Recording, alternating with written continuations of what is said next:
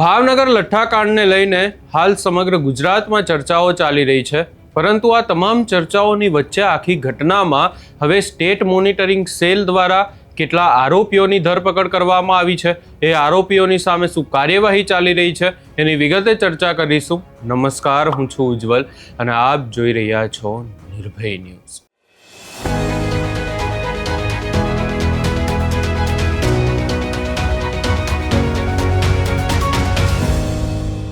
ભાવનગર લઠ્ઠાકાંડ અને ત્યારબાદ જે પોલીસની કાર્યવાહી છે એ તમે એ રીતે જ વિચારી શકો છો કે 2 થી 3 દિવસની અંદર પોલીસે 13 જેટલા બુટલેગરોની ધરપકડ કરી લીધી હતી।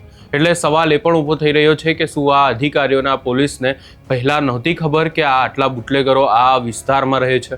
અને એનાથી પણ મોટો સવાલ હવે ઊભો થઈ રહ્યો છે કે રિમાન્ડ ઉપર રિમાન્ડ મેળવવામાં આવી રહ્યા છે, પરંતુ આ આરોપીઓની સામે શું કાર્યવાહી થશે અને શું કાર્યવાહી કરવામાં આવી રહી છે, શું પૂછપરછ થઈ રહી છે, બાબતને લઈને કોઈ પણ બોલવા તૈયાર નથી। આ તમામ બાબતોને લઈને જો ચર્ચા કરવા જઈએ તો અહીંયા લઠ્ઠાકાંડમાં જે સ્ટેટ મોનિટરિંગ સેલ છે એણે ગઈકાલે વધુ એક આરોપીને ઝડપ્યો હતો અને 21 આરોપીઓ સાથે નોંધાયેલી પોલીસ ફરિયાદમાં તપાસ દરમિયાન વધુ 13 નામો ખુલ્યા હોવાની વાત સામે આવી છે। એટલે તમે વિચારી શકો છો કે 21 થી 22 નામ લગભગ પોલીસ પાસે પહેલાથી જ હતા અને હવે નવા 13 નામ આની અંદર ઉમેરાયા છે। એટલે આ એક બુટલેગરોનો કેટલો મોટો ગીરોહ હશે, કેટલા બધા લોકો હશે આની અંદર, એ તમે વિચારી શકો છો। અહીંયા જો વધુમાં ચર્ચા કરવા જઈએ તો ઝડપાયેલા 13 આરોપીઓ પૈકી 12 આરોપીઓને કોર્ટમાં રજૂ કરવામાં આવ્યા હતા।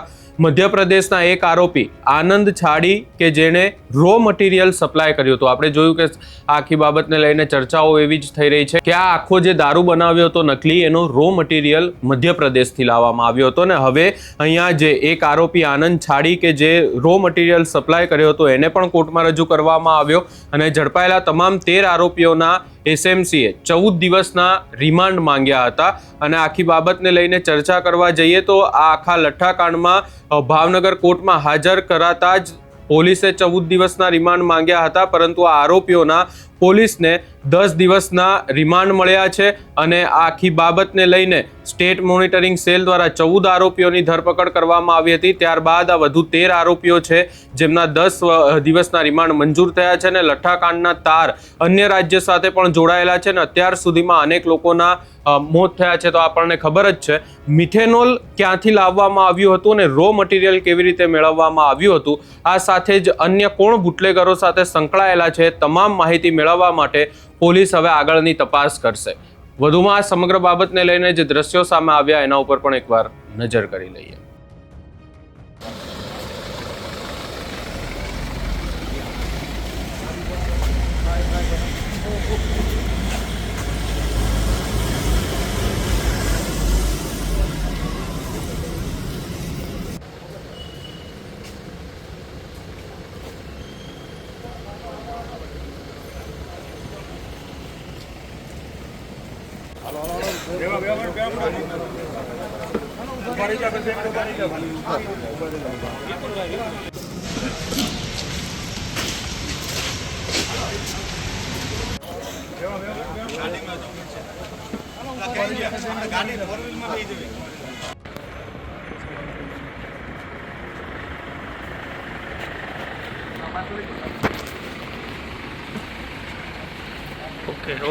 ઓકે બરાબર છે હાલવા દે।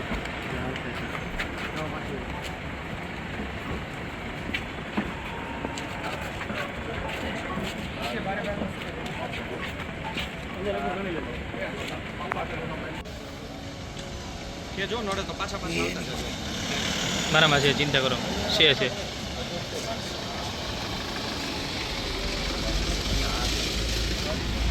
ભાઈ ઓ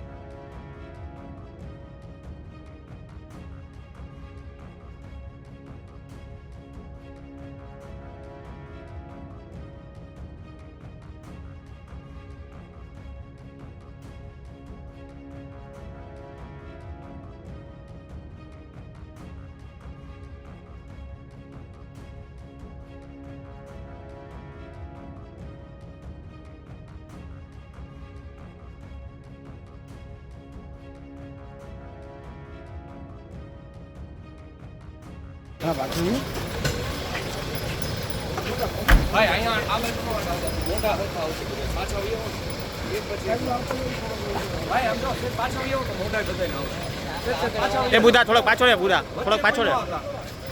લાઈનમાં ઉપર રહી જાવ તો બધાને આવશે. બુધા બુધા થોડોક અંદર રે આમ. બસ મારી બાજુ માર્યા ખાલી બસ. સામને મળી રહેજો. બુધા આગળ નો જતો, બુધા આગળ નો જતો.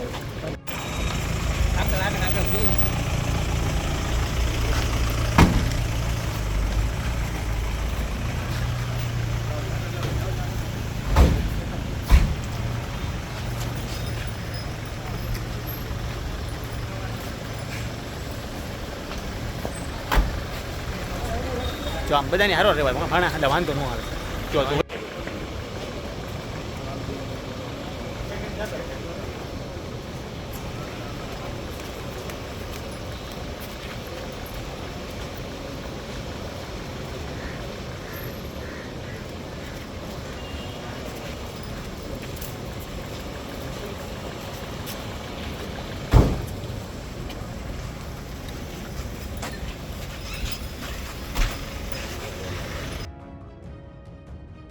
હજી અહીંયા વાત એ ચાલી રહી છે કે હવે આ તમામ બાબતોને લઈને પોલીસ દ્વારા તપાસ હાથ ધરવામાં આવશે અને દિલ્હી સુધી આનું કનેક્શન છે એવું પણ સામે આવ્યું હતું, કારણ કે આ રો મટીરિયલ તમામ જે છે એ દિલ્હીથી સપ્લાય કરવામાં આવ્યો હોય એવી પણ વાત વચ્ચે સામે આવી હતી.